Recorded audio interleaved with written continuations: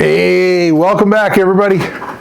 Yeah, so, the water management, I could have shot one long video, but I like to, I think it's important. It's kind of like dealing with clients. If I give them too much information at one meeting, they get overwhelmed and they're not really have the ability to necessarily absorb what we were talking about and in its entirety. Some things kind of get left by the wayside because you only have so much time and you only want to put so much effort. I appreciate you guys joining me every morning, but I do realize that you don't want to sit here and watch a 1-hour video and be like, yeah. So breaking it up gives us some quick hits on the topic. So yesterday we were talking about, again, this is our 1852 remodel here.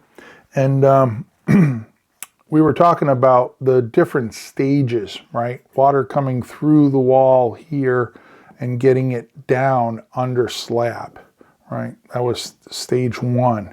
Getting it from there down into the hole here, or getting it through the wall and down there, and then getting it from under slab down over here was stage two. Getting it on this side, stage three, and then getting rid of it, obviously, stage four. And we're going to add a little stage five in what happens when we get rid of it, because we couldn't just, water is not one of those things where you just throw it back up into the sky and let it become rain on somebody else's house. It's not that easy. So, there's our demo shot there. So you saw we have our pipes there, and in the footings we had our holes there. So we're able to get that water down to that lower basement level. And you can see here, right, we have that one there, and there's another one down here, but there's a lateral right in there, my man Frankie. And then we have that pipe that goes up to the stone bed. So we have our stone wall, it bleeds water, stage one, gets underneath the slab, stage two, transfers it over to here, stage three. And you can see here, we have a perforated pipe and it's in a filter sock. And you can see it basically traces around the perimeter of the foundation. Notice it's cut here. That's because this is the location of sump pump number one there. Right. And then somewhere down here in the basement off of that leg is sump pump number two. So let's talk about these stages 3 and 4. So 3 and 4, that water here, it comes in, goes into the perforated pipe, goes out to the sump pump. And like I said, I'm just going to draw it over here, but we have number 2 over here. Now, the thing about sump pumps is I like to have them work slightly differently or at different times. So I have 2 sump pumps in my house because I have a very high water table here. And what I did here was I have sump pump number 1 that works all of the time. And so if I have my, say, top of slab, or here's my slab, and we're just going to show a break there, and I'm going to put in sump pump number 2 and sump pump number 1, right? And then these are connected. Oh.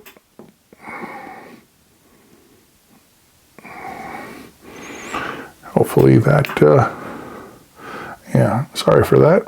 Every once in a while, it jumps ship on me, and we have to reload it. And then we have sump pump number 1 here, and obviously it took my pens away. Not a problem. Just gonna add some red and I'll make that a blue one.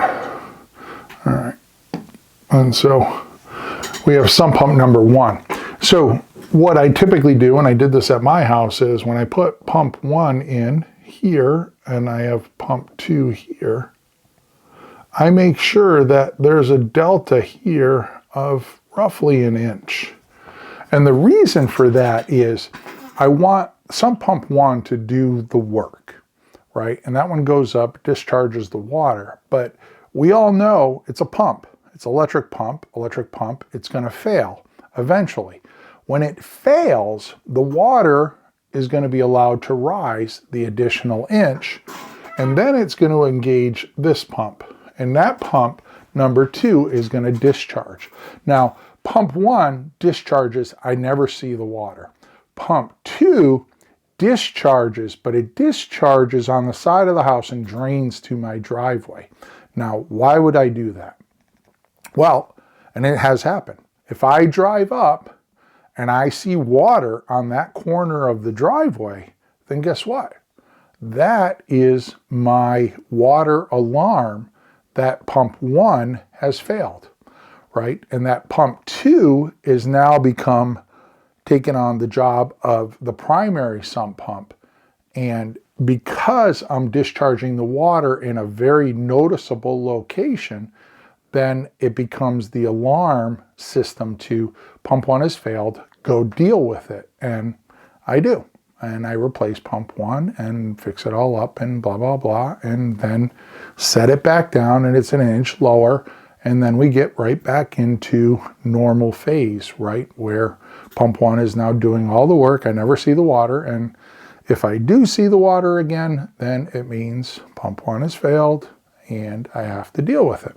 So that was our strategy here, and having this one over on the side there, and pump 2 had an outlet to the outside. So the hope is pump 2 never comes on. It just comes on if and when pump number 1 fails, right? And then we'll notice that.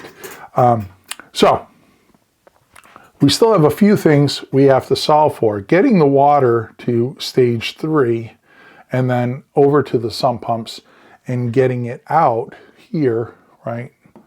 Stage 4, that's pretty easy. This gets filled up with stone. You can see these guys here. They built their little mock-up or build-up of the stone. They put a pallet on it and some planks so they can get wheelbarrows and stuff across there and get stone in there. So they did some little improv to get the work done there. But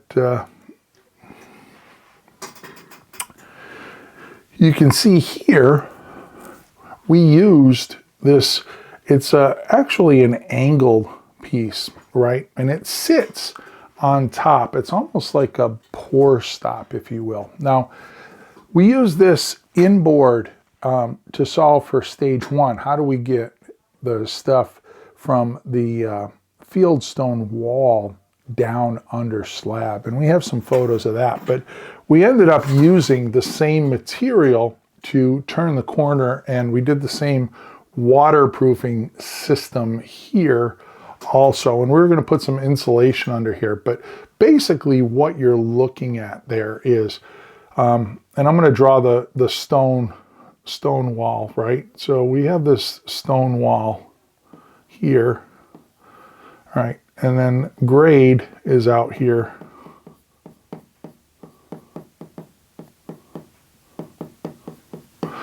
Ground is out there, all right? And then we have our stone wall, and then of course our floor frame up. And we have our slab here, all right? Somehow the water that trickles through this system, I need to get it down here. And so what happens is this little corner piece, we put that as a pour stop.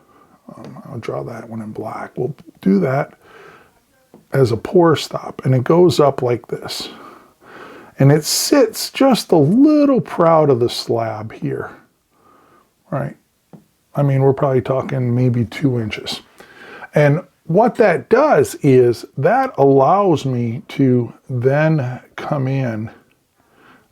Actually, I'm going to get another color here.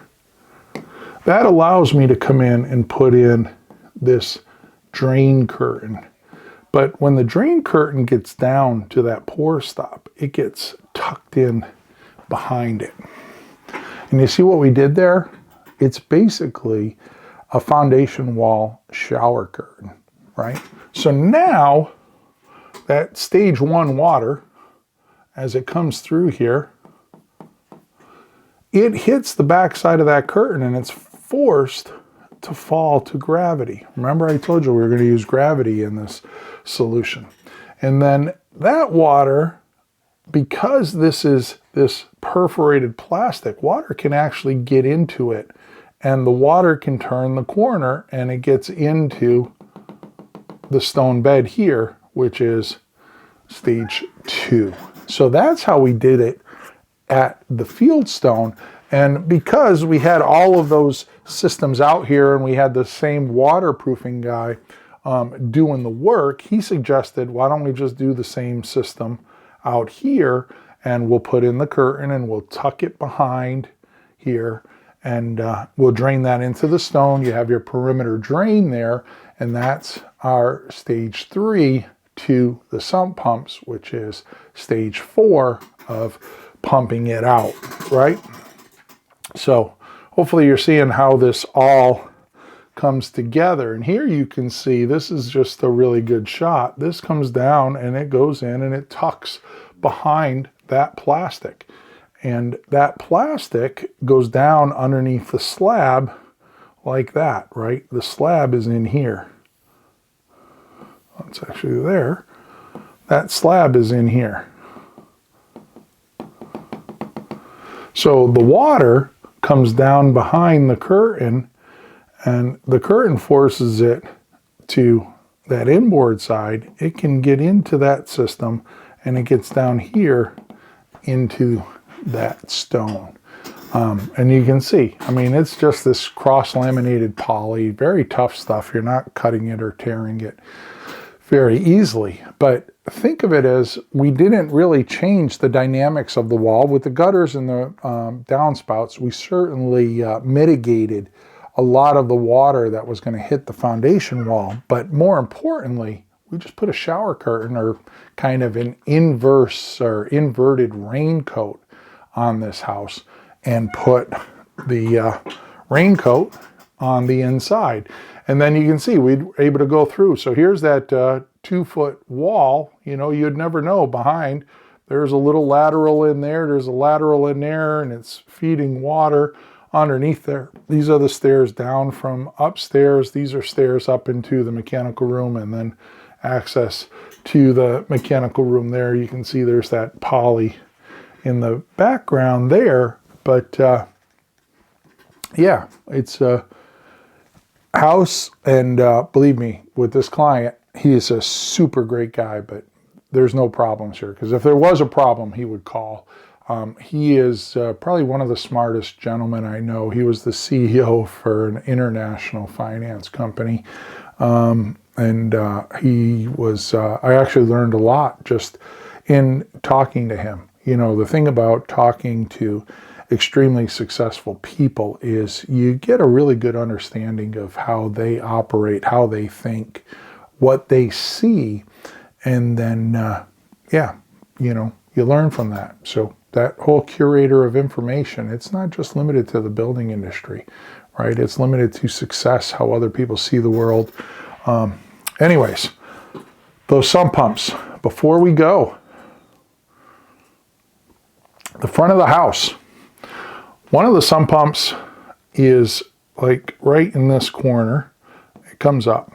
So what we did was we couldn't just dump that onto the street, and the homeowner didn't want to see water running down his driveway all the time, even on a nice, warm, sunny day. So what we did was we actually buried in the front here, there are 2 huge septic tanks. Now, they're septic tanks in a sense that they're made by the same company that makes the septic tanks. But the slight difference between these, they're not actually septic tanks. They're the size of a septic tank. But they have a bunch of perforations on the side of these tanks. And we have like I said, we have a secondary one here on the front yard. And this one is connected to that one. So when that sump pump goes on, and that's our primary one, it comes on and it goes down and it feeds this one, right? Feeds it up high. And it dumps that water in here. Oh, I wanted that to be blue. And it dumps that water in here and it fills that tank up. Well, as this water rises, if it gets up to the point here, then that water will spill in and start filling that second tank up. But the idea is, and these are, I don't know, I would guess they're probably like 1,500 gallon tanks or something like that. So they're taking on a decent amount of water, but understand they're also sitting on probably about 2 feet of stone down here, and there's stone all alongside of them too. So you're filling up those tanks, but as you're filling it up, the tank is working towards perking that water back into the ground, right, and into the system. And we're, you know, a little ways away from the house there. And as this tank fills that one, and then this one did have an overflow. So if for some reason there was some really great storm, which I don't think it has happened yet, that would just simply have a little overflow drain into the yard, that it would just become part of the rainfall system there. But we wanted to deal with the water. So that's our stage 5 out here, pumping the water. So you get to see, I mean, pretty simple after it's talked through, but when you're on the front end looking at this of how are we going to take care of the water that comes through the fieldstone wall under the slab, how are we going to get it into that lower slab, get it out of there, and then where does it go? You know, those seemed like a tall mountain to climb, but in hindsight, we solved for it, and now I'm sharing it with you. So hopefully you enjoyed that. You know, beautiful little house here. You know, it's amazing, just, you know, that stone wall. It allowed us to grade the property appropriately, right? As well as, remember, right, this is probably already 4 feet and we're only 6 feet. The top of this tank is probably about 18 inches down. So the top of that tank is only about 6 inches above the slab inside there. So it's perking that water not up against the foundation wall. It's literally perking it in the ground below the house. Anyways, successful system. It's working. The house looks great. I love this little bugger. And yeah, it was certainly a great project to work on. Broussard Builders out of Reading was the builder. Mike, really good friend of mine, did just a fantastic job on it overall. So anyways, I think we have one more video we'll toss at you on this project here. We're going to jump inside, talk a little bit about the interior trim and kind of the New Englandness of that interior trim. So we'll see you on the flip side. I'm Steve Basic Architect. Until next time, long live our buildings.